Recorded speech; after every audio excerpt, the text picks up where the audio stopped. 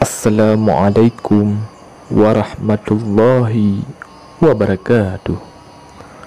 Wahai sahabat muslim yang beriman, selamat datang kembali di channel Amalan Akhirat.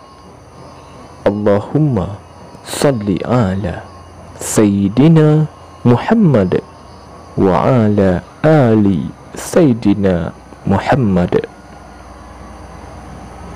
Tiga perilaku ini mungkin biasa dilakukan dan nampak sepele di mata manusia. Namun perkara yang menjadi kebiasaan banyak orang tersebut ternyata dapat mengundang kemurkaan Allah Subhanahu wa Ta'ala. Hal tersebut telah diperingatkan oleh Rasulullah sallallahu alaihi wasallam kepada umatnya. Dari Abu Hurairah radhiyallahu anhu, Rasulullah sallallahu alaihi wasallam bersabda, "Sesungguhnya Allah ridha terhadap kalian pada tiga hal dan memurkai kalian karena tiga hal. Allah meridai kalian jika kalian beribadah kepadanya dan tidak menyekutukan sesuatu pun dengannya. Kalian semua berpegang teguh dengan tali Allah serta tidak berpecah belah.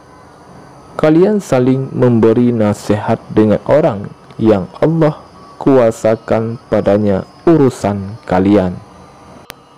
Lalu apa saja tiga kebiasaan yang menyebabkan Allah Subhanahu wa Ta'ala murka terhadap Anda? Yang pertama, banyak berprasangka. Perilaku yang pertama dapat mengundang murka Allah, yakni banyak berprasangka, membicarakan berita-berita yang tidak jelas kebenarannya. Hal ini sering kali terjadi terutama setelah teknologi memungkinkan semua orang dapat mengakses berita hanya dari jari jemari. Betapa sering media sosial menjadi ladang berita hoaks dan membuahkan prasangka terhadap banyak hal dan banyak orang. Celakanya, tidak sedikit muslimin yang ikut serta menyebar luaskan berita penuh prasangka tersebut. Akibatnya muncullah keresahan di tengah masyarakat. Padahal Allah Subhanahu wa Ta'ala telah berfirman, "Wahai orang-orang yang beriman, hindarilah dari banyak berprasangka." Quran Surah Al-Hujurat ayat 12. Rasulullah sallallahu alaihi wasallam juga bersabda, "Tinggalkanlah berprasangka, karena berprasangka adalah sedusta-dustanya pembicaraan." Hadis riwayat Muslim. Karena menghindari prasangka inilah Islam mensyariatkan umatnya untuk mengcek setiap berita dan melarang memberitakan setiap apa yang didengar dan dilihat.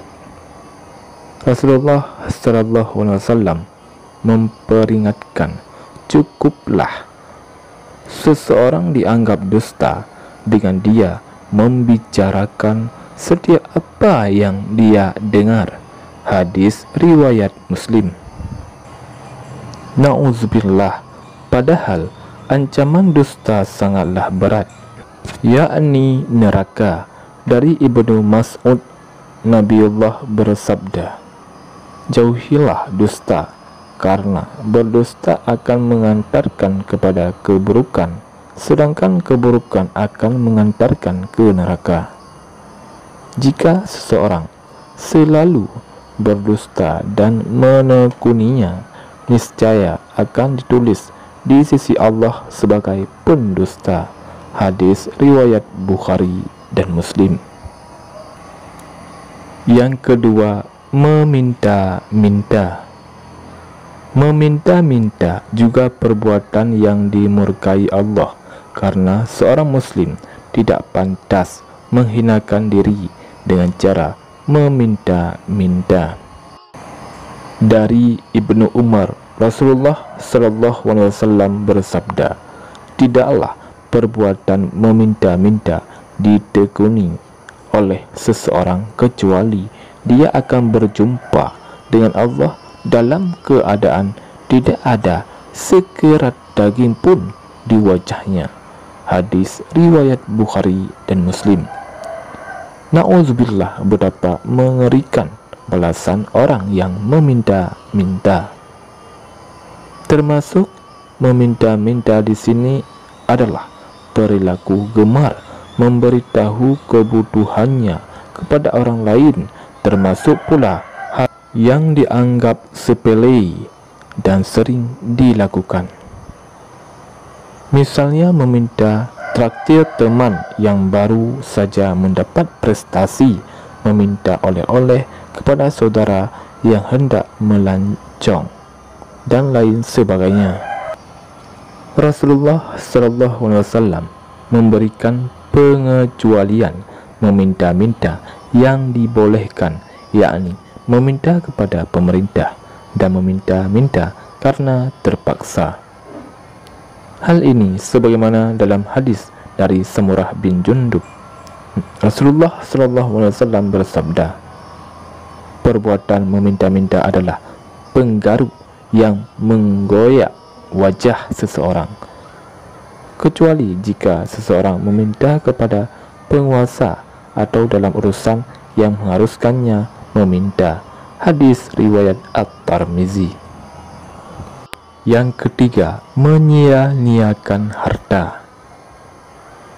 Perbuatan yang ketiga juga mengundang murka Allah Subhanahu wa Ta'ala, ialah membuang-buang harta. Allah Subhanahu wa Ta'ala telah memberikan kenikmatan berupa harta, sehingga wajib mensyukurinya. Perbuatan menyia-nyiakan harta tergolong tidak bersyukur atas nikmatnya. Allah Subhanahu wa Ta'ala berfirman, "Syukurilah kenikmatan Allah atas kalian jika kalian hanya beribadah kepadanya." Quran Surah An-Nahl ayat 114. Contoh membuang-buang harta misalnya berlaku boros, mengeluarkan harta untuk kemaksiatan, membeli sesuatu yang tidak dibutuhkan, membuang makanan ke tempat sampah, dan lain sebagainya. Bahkan termasuk menyia-nyiakan harta pula, yakni membeli banyak pulsa untuk mengakses internet yang tidak perlu. Allah Subhanahu wa Ta'ala berfirman, "Dan janganlah kamu menghambur-hamburkan hartamu secara boros. Sesungguhnya pemboros-pemboros itu adalah saudara-saudara syaitan." Quran Surah Al-Isra ayat 26-27. Tiga perbuatan ini ternyata sangat lekat di dalam kehidupan kita. Tanpa sadar, kebiasaan-kebiasaan yang dilakukan tanpa berpikir panjang tersebut justru menyebabkan murka Allah. Padahal siapapun yang mendapat murka Allah, maka ia ancaman Jahannam. Sebagaimana Allah Subhanahu wa Ta'ala berfirman, "Apakah orang yang mengikuti keridaan Allah sama dengan orang yang kembali membawa kemurkaan yang besar, dan Allah dan tempatnya adalah Jahannam, dan itulah seburuk-buruk tempat kembali." Quran Surah Al-Imran ayat 162.